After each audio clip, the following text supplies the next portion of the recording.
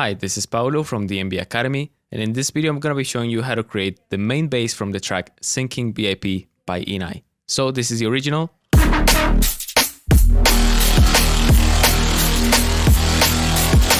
And this is our recreation.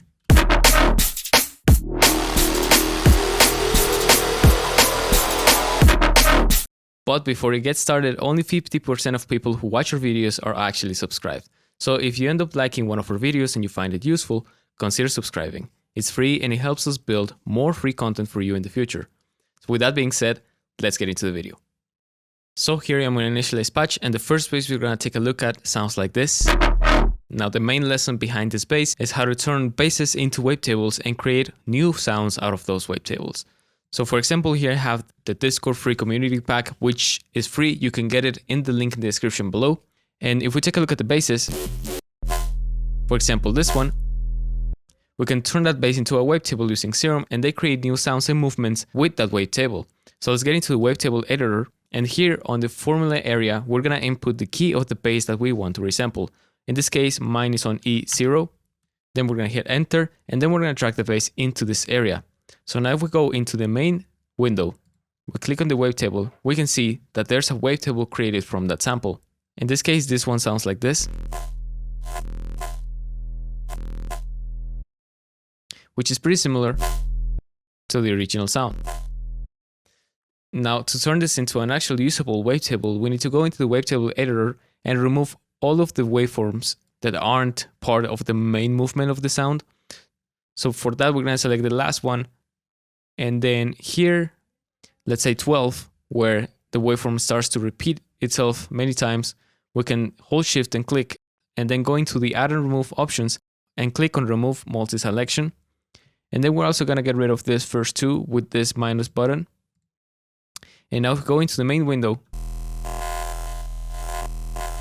we only have the key single cycle waveforms that create the sound. So let's just process this a bit better. So if we scroll through some of these single cycle waveforms, we can notice that the start of the waveform and the end of it doesn't really match. So to fix that, we need to go into the process menu and select X-Fade Edges. And also we can see that on some single cycles, there's a bit of an offset into the Y-axis. So for that, we need to remove the DC offset. And then we're gonna normalize each of the waveforms, so all of them have the maximum volume possible. And so once again, if we scroll through the waveform, now all of the waveforms are even, and then we need to morph between these 9 single cycle waveforms. So for that, we're going to go into the morph section and we're going to select a mode. We can either select crossfade or spectral. In this case, I'm going to select spectral. And then we can see that now we have a wavetable made out of that sound. So now we can assign an LFO into this wavetable position, make it slower, and then we can assign a different LFO into the level of this oscillator to create a different movement. So in this case, I'm just gonna create a modulation that looks like this. And so now if we play this, we are creating a different sound out of this first bass. So now we can go into the LFO number 1 and select different movements for this wavetable. For example, let's say in the first half of the sound, I wanted to have this movement. Oops, for that we need to click on the envelope button, so it retriggers. And then on the second half, I wanted to have this movement. And then we can process this sound using other Serum functionalities. For example, we can turn on the sub, distort these two together, add a multiband compressor,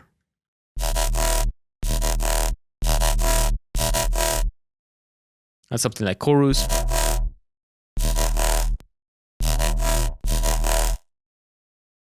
a bit of EQ,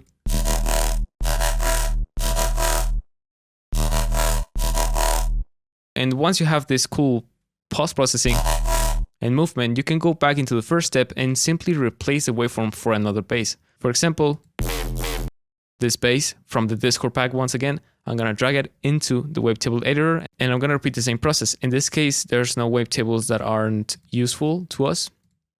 So I'm just going to normalize each of the waveforms, remove the DC offset, X-fade all of the edges, and then morph spectral between them. And so now we have a totally different bass, and we can create different movements based on the different LFOs that we created.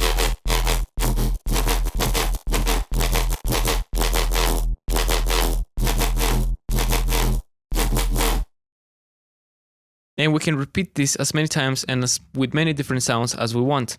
So for this sound, I used a random bass that was on my throwaway bass folder, and it sounds like this. And I dragged it into Serum, and it started to sound like what I wanted. So once again, process, normalize each, remove DC offset, X-fade all of the edges, morph, spectral, normalize again. And so now we have this wavetable. And so now it's all about the different movements that I can introduce into this wavetable.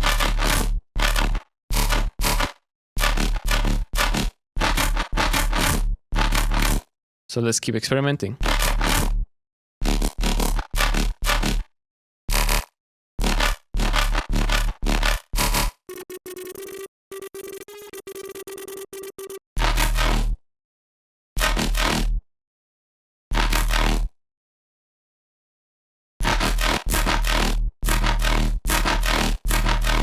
There you go. And that's as close as I got with this bass. Then you can obviously go and do that last 10% with different post processing and EQing.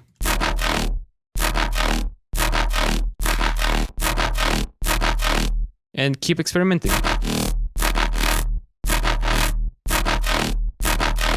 Now, if you want to have this exact same sound, I'm going to include this wavetable in the link in the description below for free, but I encourage you to use this method and resample all of your different basses and just get tons of different new sounds this way. So that's the first sound. Now let's jump into the next sound. So the next sound that we're going to take a look at is this one. And for this one, once again, we're going to use a complex wavetable. Now you can use the method that I showed you in the previous sound to create your own wavetables for this type of sounds. But just to keep it simple, I decided to use a default wavetable from Serum. So here I have Monster 4.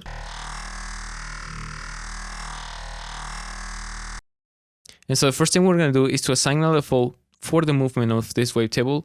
In this case, I'm just going to randomly guess a cool position and then assign a slow LFO into the wavetable position knob in a very slow way, just so it has a bit of movement into it. That way.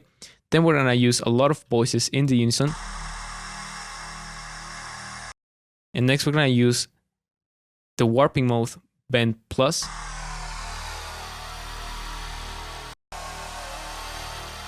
And next we're going to turn on the sub oscillator and also the noise. And then we're going to distort all of this together.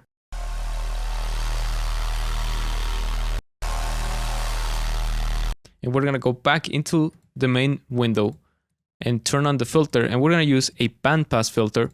And this is just to add a resonance onto some specific frequencies, just to add a different feel into the sound. So for example, here I have the bandpass.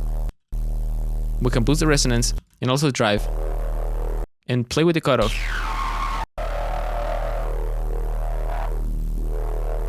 Depending on where do we want to accentuate certain frequencies. So in this case, I'm going to use a separate LFO and add a bit of movement into this cutoff, like this. But we're going to turn on the envelope mode and we're going to bring the cutoff down just so it begins in a lower position and then it stays up. This way.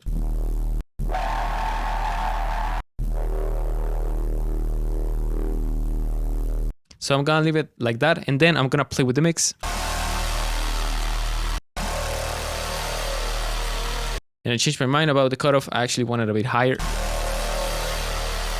But as you can see, you have a lot of room to experiment. So now let's go back into the FX section and let's add another filter. Let's add the reverb filter just so we get more grittiness into the sound. Just so we add a bit more of a metallic feel into the sound. And then we're gonna play with the mix once again. Then we're gonna add a bit of EQ. And once again, we're gonna repeat the same method from the bandpass, but using the first LFO into the frequency of this band, just to add more movement into certain frequencies. Then we're gonna add a bit of chorus. We're gonna turn it into a high pass mode so the lows doesn't get affected 100% by the chorus. We're gonna play with the mix, and then we're gonna add a multiband compressor. And here we can shape the different frequencies that we want. For example, I want more sub, I want more mids, but I want a bit of less highs and long release. And you can go back into the first step, which was this wavetable selection. And again, as I said, you can use the tip from the first bass into this same bass and just play with different wavetables.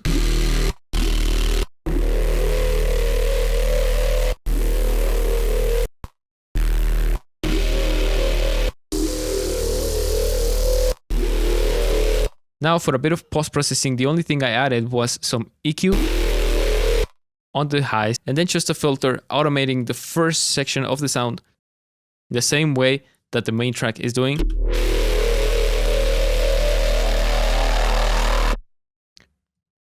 And so that is gonna be it for the sound. And so now if we listen to both of these sounds in context,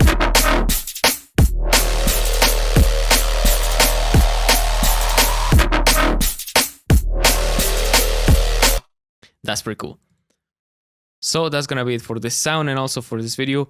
If you liked it and you found it useful, make sure you get subscribed to the channel, hit the notification bell to not miss any for future videos. Leave a comment letting us know what would you like to see next in the channel.